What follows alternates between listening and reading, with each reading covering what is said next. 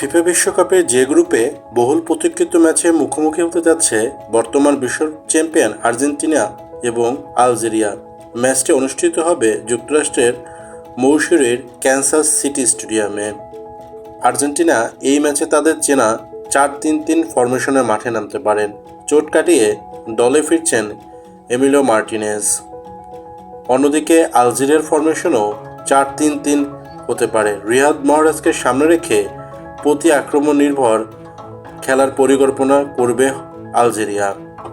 FIFA র্যাঙ্কিংয়ে বর্তমান বিশ্ব চ্যাম্পিয়ন আর্জেন্টিনা 1 নম্বর অবস্থানে রয়েছে।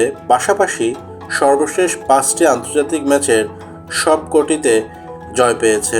অবিশ্বাস্য ডিফেন্সিভ সলিডিটি দেখিয়েছে দলটি, যেখানে 5 ম্যাচে গোল করেছে 14টি আর হজম করেছে মাত্র 1টি।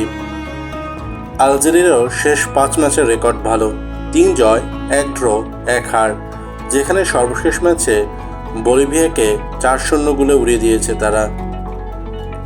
মুখোমুখি 3 লড়াইয়ের পরিসংখ্যানে আর্জেন্টিনার 2টিতে জয় পেয়েছে, 1টি হয়েছে ড্র। আজকের প্রেডিকশন, আর্জেন্টিনার ডিফেন্সিভ রেকর্ড ও বড় ম্যাচের অভিজ্ঞতা বিবেচনায় অনায়াসেই আর্জেন্টিনা এই ম্যাচটি জিতে যাবে 2-0 গোলে।